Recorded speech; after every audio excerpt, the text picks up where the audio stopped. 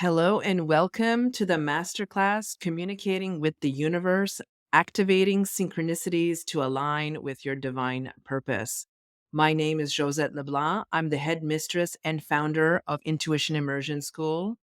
And as with everything that I present to you, I'm absolutely delighted and excited to share this. This masterclass has been years in the making because it is one of my favorite topics. I talk a lot about this with my clients and anybody who really wants to hear about it. And I'm just so excited to be able to bring this information to you today. So, before we get into the nitty gritty and the details of what is synchronicity and how can we harness synchronicities, I just want to give you a little bit of a history of how this topic became such an important one for me. So it was about 2004 when I really started to understand that the universe was communicating with me through signs outside the normal signs of somebody saying, "Hey, you need to do this." In 2004, it was a few years after I graduated university. And up until that point, it was a series of, let's say, bad decisions. I was making bad decisions. Any decision is not really bad because it helps us learn something, of course. But when I look back at that time in my life, it's not one of the fondest memories that I have. But finally, I made a good decision. I decided to make a good decision with my life. And the universe seemed to reward me. So I know I'm being a little cryptic with the details, but I don't really want to get into the details. But basically, I made the move to let go of a part of my life. And when I did that, it seemed like things would pop up at the right moment. I would meet the right person, that person would say the right thing. And based on that information, I would make a decision, right? And essentially, this is how I got to Korea. So I met these people, these travelers from Australia. They were traveling in Canada. And through them, they told me about teaching in Korea and the potential of traveling and teaching at the same time. And at that point, I was in a place where I didn't know what to do. And it just sounded so interesting to be able to leave Canada to come to Korea or come somewhere in Asia to teach English. And so I always had that piece of information in the back of my mind because I met them. And then a year passed and it came to the place where I was put in a position where I had to make a decision. Should I stay in Canada to pursue teaching in Canada, or should I go abroad and see what it's like to teach first before I go to university? And so that's what I did. I came to Korea, and from there, the sequence of events just kept rolling. I met my husband, I got my teacher's degree, and everything just started rolling. Now, it hasn't been a perfect life. Absolutely not. And I got to say that every time I lost track of synchronicities, those were often the darkest parts of my life when I look back. But whenever there was light, the synchronicities would pop up. So we're going to talk about how that is and how that happens. So before we get into what is synchronicity, I want to start by saying the class premise, a few class premises. So, the main premise that we're working on is that the universe is trying to help us align with our soul. So, as the examples I was giving you before, the universe from my life, it was pushing me to come to Korea, or it was pushing me in the direction of learning to teach. And here we are. Now I have founded the Intuition Immersion School. So, this is the most important premise that we're working with. The second premise is that as humans, we have a limited capacity for receiving information on a conscious level, right? Most of the information that causes human action throughout the day is filtered through our subconscious mind. So, everything we've learned as kids, traumas, our cultural conditioning, this is all filtered through our subconscious mind. And so, really, when we are making decisions, we're being encouraged by this subconscious mind. Okay, so the next one is the third premise is that humans communicate with their environment both consciously and unconsciously via their physical and intuitive senses. So I make decisions based on what I see and what I want to do. I can consciously make decisions that way. However, as I said before, because we are functioning mostly on our subconscious mind, we are doing things unconsciously as well. And when I'm referring to the physical senses, I'm referring to our five senses. And then, of course, our intuitive senses, which are claircognizance, clairvoyance, and so on. You can learn more about that in my free program called Intuition 101, and you can access that in the Intuition Immersion School. So, those are the three premises. Now, if you're here, more than likely you are curious about synchronicities and how to harness these, and this is what you're going to learn. So, the class intentions are the knowledge and awareness that you're going to gain from this masterclass is you will be able to have a deeper understanding of what synchronicity is and how it occurs. And then from there, you will gather the skills. So after you put this knowledge and this awareness into action over a period of time, you'll be able to leverage synchronicities to take action toward your divine purpose. So if you are not sure what your divine purpose is, and this is a loaded term, what is it really? I want to make a note on that. This is a quote that is from my course, Intuition 101. So let me just read it. Your existence and your natural inclinations are a manifestation of your purpose. If you're confused or unsure about your purpose or mission on earth, your intuition will help you peel away the layers of conditioning. Your soul, your higher self, or connection to source and the universe communicates through your intuition. As you learn to be more in tune with the light of this voice, your unique frequency and all the beautiful ways it manifests will come through. So now we're talking about intuition as the voice that will come through your claircognizance, clairvoyance, all your clairsenses that is mentioned in Intuition 101. This is absolutely a way the universe communicates with you. Synchronicities is another way that the universe communicates with you. So isn't it wonderful? We have these two beautiful ways that the universe is communicating with us. Now, often in order to receive a synchronistic message, we need to tap into our intuitive senses to make even more sense of that, right? So as I said in the previous slide in premise number 3, humans communicate with their environment both consciously and unconsciously via their physical and intuitive senses. So, as you're tapping into your intuitive senses, you have the ability to get more messages from the universe via synchronicities. And we're going to explore what that is exactly. So, synchronicity. Synchronicity is a term that was coined by the psychiatrist Carl Jung. You probably have heard of him if you have looked into the topic of shadow work, dreams, archetype. He did amazing research, highly recommend looking into his work. His definition of synchronicity is the coming together of inner and outer events in a way that cannot be explained by cause and effect, and that is meaningful to the observer. So, this word meaningful is what we're going to hang on to because meaning is the core of being able to harness synchronicities. So, I just want to make a note on this comment about how he coined the term. So, he coined the term synchronicity in 1920 when he had his first encounter with the I Ching. So, the I Ching is an ancient Chinese divination text. And basically, the way it works, I've never used it this way. I have an oracle deck that's focused on the I Ching.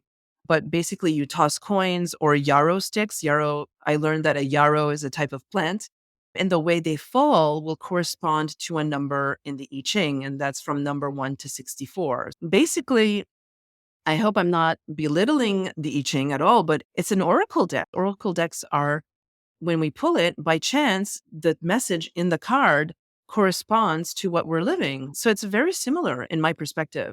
So while Carl Jung was the one who coined the term synchronicity, and that is the term that is very popular today, you see it all over the internet when we're talking about coincidences.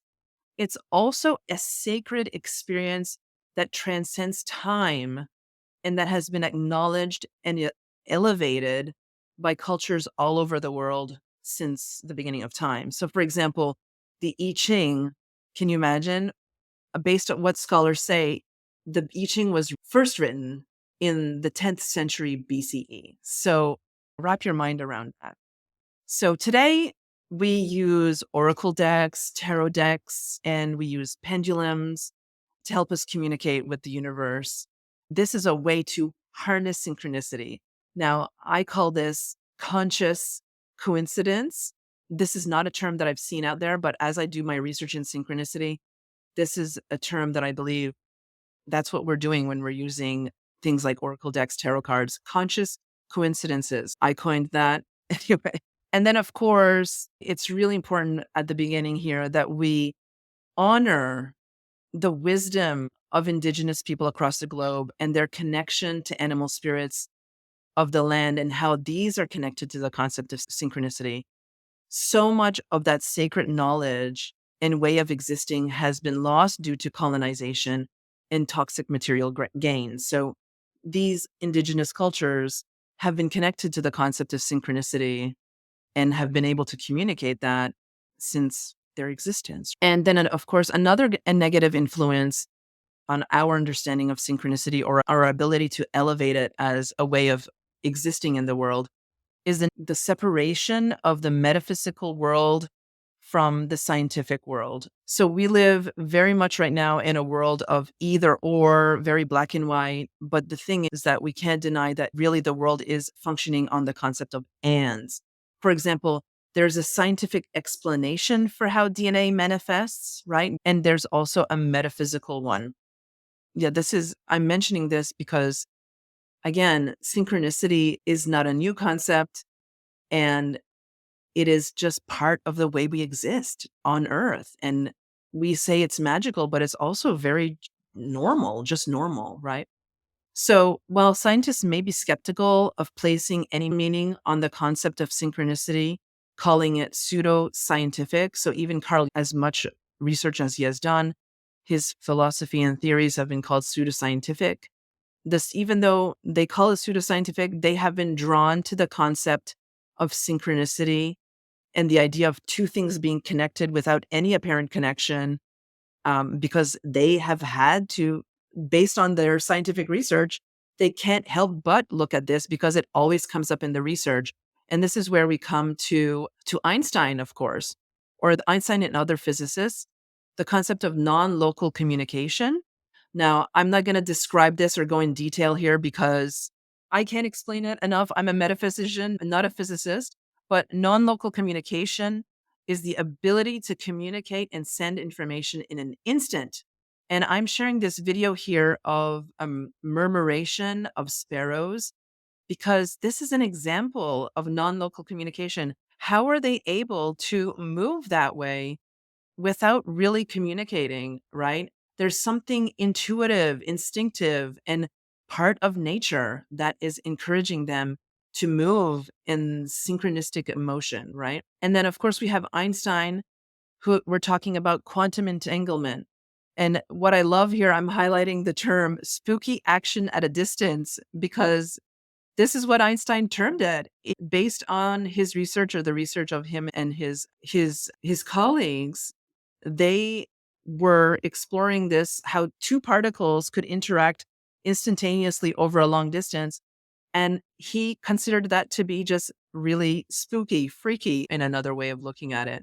It wasn't lost on Einstein that while there's a scientific explanation through quantum mechanics, it is definitely something that feels magical. Okay, so let's take a look at the language of synchronicities. This is the good stuff. This is where we start looking at how we can make sense of the synchronicities. So the most common one that we know are meaningful coincidences. So you think of somebody and they call, right? That's a meaningful coincidence. Another one is, if we're looking at astrology, is, for example, so maybe Mercury is in Virgo and you nail a big presentation. So Mercury is the planet of communication. And when it is in Virgo, it's amplified. When Mercury is in Virgo, you have a good opportunity for communicating more effectively. Now, that is a meaningful coincidence. If you follow astrology and all of a sudden you're doing this great presentation and you realize, oh my gosh, wow, Mercury was in Virgo. No wonder I was doing such a good job. Or maybe the opposite. You're having such a bad time with something and you're realizing that, Mercury's in retrograde. Okay. So these are meaningful coincidences. Now, the next concept, as I mentioned earlier, conscious coincidences. Now, the term conscious coincidence is still something I'm exploring, but I believe that when we're using divination tools such as the pendulum, as you see here, tarot cards, oracle cards, we're consciously calling on coincidences. Now, a coincidence, we might say, in and of itself, is not something that you can be conscious of because it happens haphazardly. But when we are pulling a card from an oracle deck, we don't know what card we're going to pick. We know that we're picking a card because we want an answer to something. We want to get clarity or insight. And we know that the deck we chose will potentially give us that insight. So we're consciously making some kind of magic happen. So this is what I'm calling a conscious coincidence. And it refers back to what Carl Jung described it with the I Ching. So then, symbols. This is probably the one that you're very familiar with. You're seeing angel numbers on your phone. You see a car pass by and they have 555 pizza, right? Their phone number. Symbols. So when symbols come up, pay attention to when is that symbol coming up? Is it coming up when you're thinking about something specifically, especially like something that you are looking for an answer to? Or maybe another symbol that have meaning to you are glyphs. So the symbol here, you have Mercury, the next one is Venus, Leo, heart, and then the infinity symbol. Now, depending on what is meaningful to you, these symbols or the symbols that appear will have more meaning. So, for example, for me, Mercury has been, and I'll talk more about it later, but Mercury has been an important symbol to me.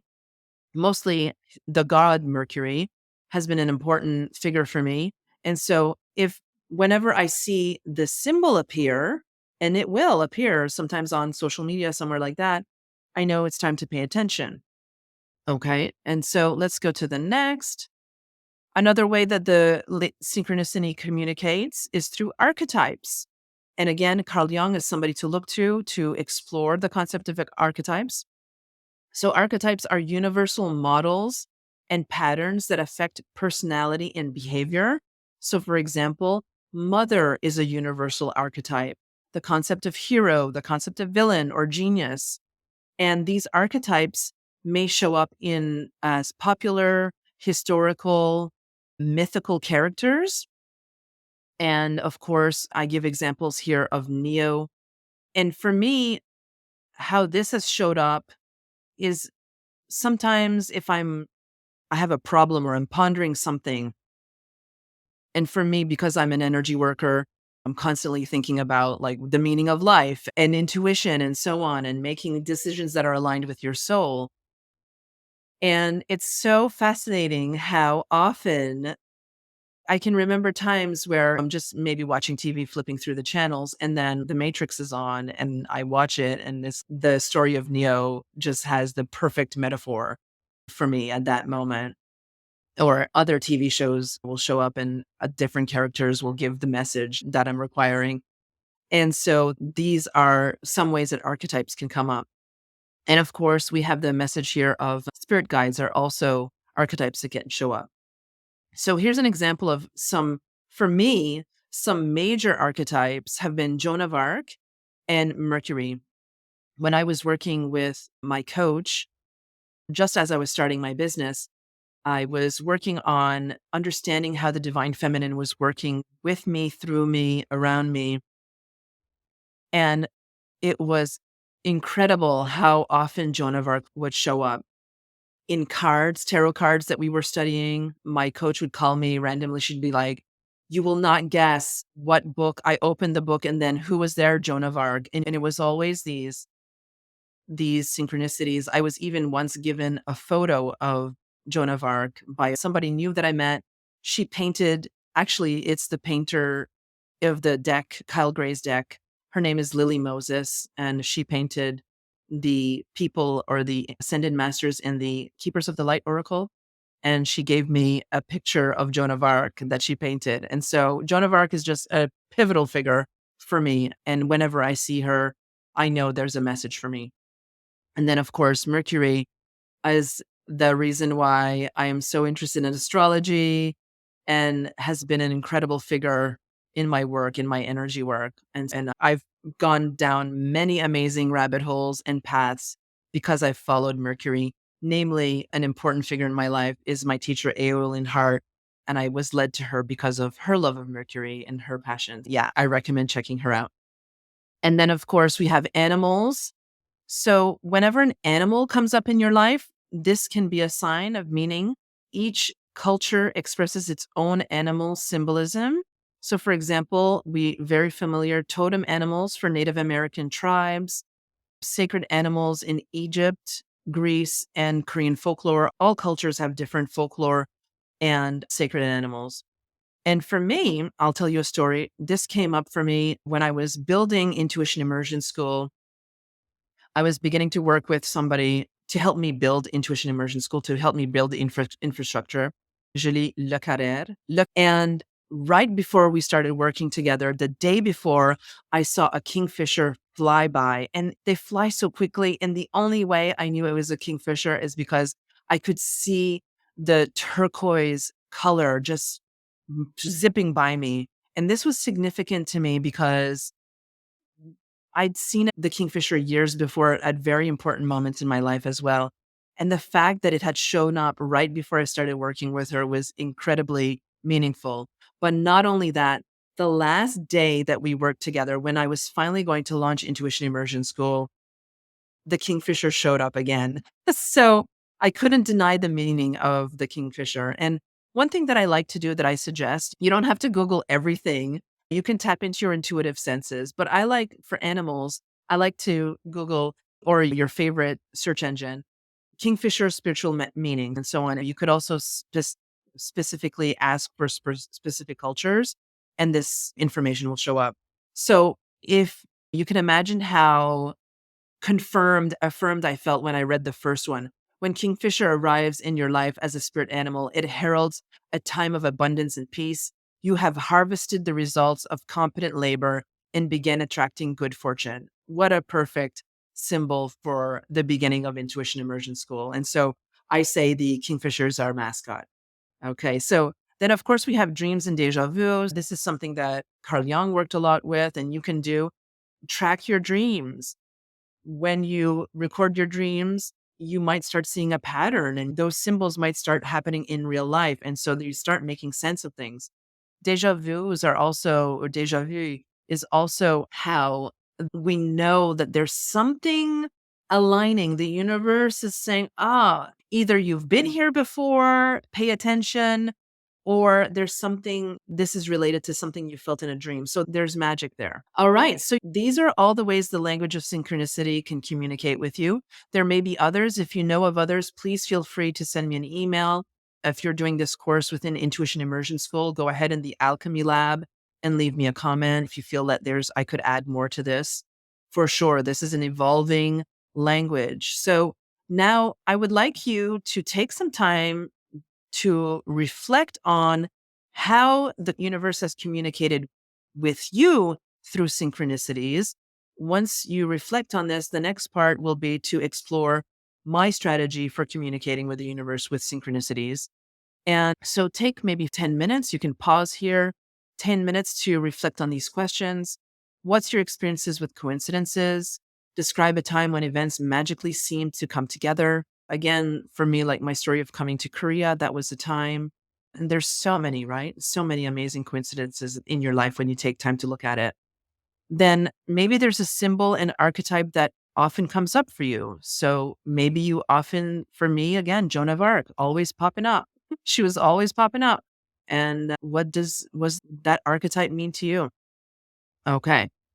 Now, so take 10 minutes to do that. And then when you're ready, come back and let's look at how I suggest to work with this. So here we're looking at activating synchronicities to align with your divine purpose. So again, this is what I'm proposing. And this is nonlinear. I'm saying a nonlinear approach for activating synchronicities because some of these will happen out of a time, like not in a timeline, not in a linear line. So just It's hard to really explain, but once you feel it, you understand. So, if we were to start somewhere, though, if there were a timeline, naming what is meaningful to you is really the first step. So, for me, with the example of the Kingfisher, intuition in immersion school was something very meaningful to me. I was putting all my effort, my time, my energy into building the website, Intuition 101, understanding what was the mission, getting a lot of clarity around that. And so that was meaningful. I also had named that the Kingfisher was meaningful to me too. They feel very meaningful. Sirius has also been a meaningful star. This fixed star Sirius has been very meaningful. And the synchronicities that have occurred because I've been exploring Sirius have just been off the hook. So name what is meaningful to you. It could also be like, what is a problem or decision you're feeling challenged by? That is meaningful, right? So another thing that is important for you to do is once you do find a synchronistic moment, so one of the things, for example, an animal or the number or an archetype pops up, you celebrate that, right? Celebrate it, meaning come into, again, if you're in intuition immersion school, come into the alchemy lab and say, oh my gosh, I can't believe I was thinking about this and then this came up. Or I picked this card and I, this is what it means to me. It's perfect, right? So celebrate it. When you celebrate it, you're telling the universe that you're listening. So it's the same thing. When you're communicating with a friend, your friend wants to know you're listening. So you're going to nod, you're going to ask a question. It's the same thing. You're communicating with the universe. Another thing, ask for clarity, explore the meaning of the sign. So in this case, you asking for clarity, it's important to ask for clarity. So you might want to ask your guides or sit down in meditation and ask, why are these archetypes showing up for you? Ask your higher self, why is this important for me to explore? Then also exploring the meaning of the sign. So, yeah, you can use Google, you can use books, you can refer to, you can ask your friends, but just asking for clarity will help you define the synchronicity a little bit better. Then be patient. So, this is also part of the nonlinearity. You might want clarity and you expect the answer right away, or you expect the answer in a certain way at a certain time. And that's just not how it works. You have to be patient with the timing of the answer, of the meaning. It will come when it needs to come. The universe communicates when it needs to communicate and when it believes it's in your highest good. Okay. And then when you have some clarity, take action. This is another way to tell the universe that you are receiving the message. It's similar to celebrating, right? For example, coming to Korea, making the decision to come here. It was incredible what fell into place once I made that decision. When I got the hit that I should look into moving here and started doing the research, I would meet people. Oh, yeah, I lived in Korea. Here's a book on Korea. And at that time, I didn't really have a lot of money, but it was incredible. All of a sudden, I'd get money from the most random places, or I'd find deals on things that I needed, like boots, super cheap, and when they were usually expensive. That's me taking action on the insight that I'm receiving thanks to the synchronicities. And then, of course, rinse and repeat. So, just these are the practical ways that you can harness synchronicities in your life. Okay. Then, of course, if you have any questions about these, please go ahead and ask wherever you can contact me via email or in the Alchemy Lab, of course. And then, a final note on activating synchronicities to align with your divine purpose is astrological timing. So, using divine timing to leverage aligned action and amplify messages from the universe. This takes a little bit more practice. If you are comfortable with astrology, if you know your natal chart, if you know the basics of your natal chart, your sun sign, your moon sign, your ascending rising sign, you can make decisions or move with the stars, right? For example, Another way to align with the stars is to do energy work during auspicious times, such as Lionsgate, and also during healing times, such as eclipse season. Eclipse season is a time of purging and releasing and exploring what needs to be let go of and what needs to be brought in. And when just knowing that can help you connect to synchronicities and be in more alignment with your divine purpose. And of course, as I said before, know your soul map. Your natal chart is a map of your soul. It's a map of why you incarnated at this time. And so when you get to know your natal chart, you really can start looking at how the stars and astrology can support you in making decisions that are in alignment with your soul purpose. And as a result, synchronicities will just pop up, right? And then, of course, if you need any support with this, I offer a service called Destiny and Destination Reading, where I look at your north and south nodes. So your north node is related to your destiny or why you incarnated in this lifetime. And your south node is related to what you are leaving behind. But what are the lessons that you learned? What are the lessons that you've integrated and brought into this life, but are ready to let go of for the purpose of moving towards your north node? And what we do is I look at that, and I also look at the astrocartography of your natal chart. I use an app called astro.com, which helps me understand specific locations on Earth and how it relates to your specific soul map.